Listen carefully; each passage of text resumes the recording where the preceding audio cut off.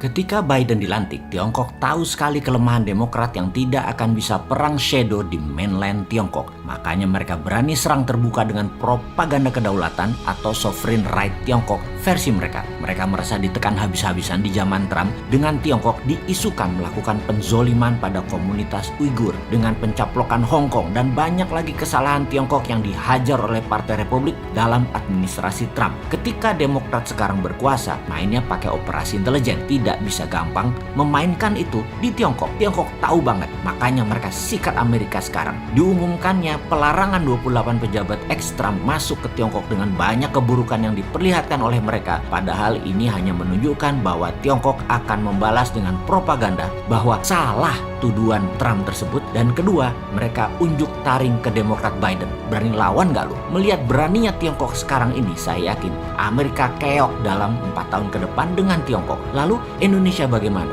Kita saat ini miring ke Tiongkok dalam hal menerima investasi Tiongkok di tanah air yang menyedot sumber daya alam mineral Indonesia. Secara akunting, emang negara untung? Ya enggak lah, mana buktinya? Lihat APBN tuh, ada nggak untungnya dari kehadiran Tiongkok di Indonesia yang menyedot sumber daya alam mineral tersebut? Mengapa? Gini loh dagangnya, saya urai ya. Urusan main mineral walaupun skala garasian lumayan lah. 25 tahun saya sudah berdagang hal seperti itu. Jadi kita melihat dari dua kacamata, sebagai penghasil mineral atau sebagai penjual mineral. Ini penting, karena kalau Anda sebagai penjual mineral, kadar kandungan mineral Anda harus tinggi supaya dijual dengan harga tinggi. Yang kedua, yang geblek adalah harga internasional yang kita anut. Ingat, kata geblek akan saya ulang-ulangi ke depan ya, biar seru gitu loh. Di sisi lain, sekarang Anda adalah pembeli mineral. Benar, Anda ingin kandungan mineralnya besar, namun Anda ingin beli dengan harga kandungan mineralnya kecil. Paham? Belum paham? Saya lanjut ya. Begini misalnya, kandungan nikel. Anda penjual nikel ore atau mentahan atau masih dari alam, belum diproses, katakanlah dari tanah kandungan Anda per ton ada 500 gram nikel. Ini hanya contoh ya, for the sake of discussion ya. Maka sebagai pembeli Anda ingin kandungan nikelnya besar, betul ya? Namun itu bukan mental pedagang. Pedagang akan bilang, kita tes ya kandungannya. Nah, alat tes tadi yang ada di seluruh lab komersial dunia itu rendah sensitivitasnya. Jadi dibacanya paling 400 gram nikel, padahal bisa 700 gram aslinya nanti setelah diproses. Ini kita tahu banget. Jadi pinternya semua itu dimainkan di alat dan disertifikasi. Jadi alat ukur yang ada di lab, di lembaga lab tes mineral tadi, dari sononya, dari pabriknya, mesin tes tadi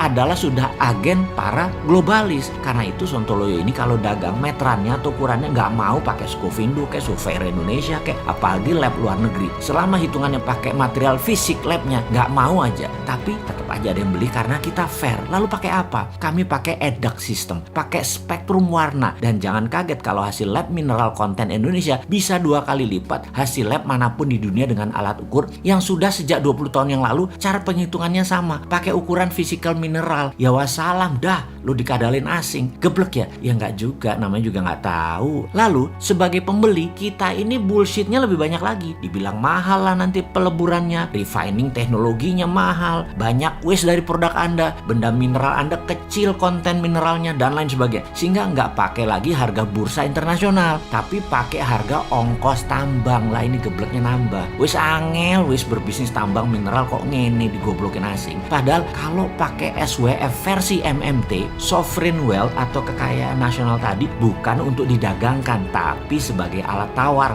atau sebagai underlying cetak uang. Sekarang SWF jadi lembaga loh, lembaga hutang berbasis perusahaan. Dan ini super lucu. Maaf ya, boleh bilang geblok lagi nggak ya? Maklum, SWF-nya niru ide Bosman, tetapi hanya namanya saja yang ditiru. Actionnya mah jauh beda langit dan bumi. Yang sekarang berbasis hutangan, yang memang jago hutang sih, memang ya jago hutang ya otaknya hutang. Yang satu yang kita yang MMT berbasis aset nasional yang tidak diperdagangkan tapi dijaminkan sebagai underlying. Kesimpulan, dalam mengelola sumber daya alam nasional yang milik rakyat ini sesuai Undang-Undang 45 pasal 33 yang menurut saya salah kaprah, selalu menuruti negara besar yang punya GBHN sangat baik atas pencaplokan sumber daya alam negara lain. Dan ini harus ditangani oleh Menteri Peperangan. Ini adalah warfare, masuk kategori perang, bukannya masuk ranah perdagangan. Kalau bernegaranya sadar akan ke NKRI-an garis lurus loh ya ini ya, bukan menambah banyaknya pejabat diam seperti saat ini yang banyak lupa kalau kita punya wakil presiden.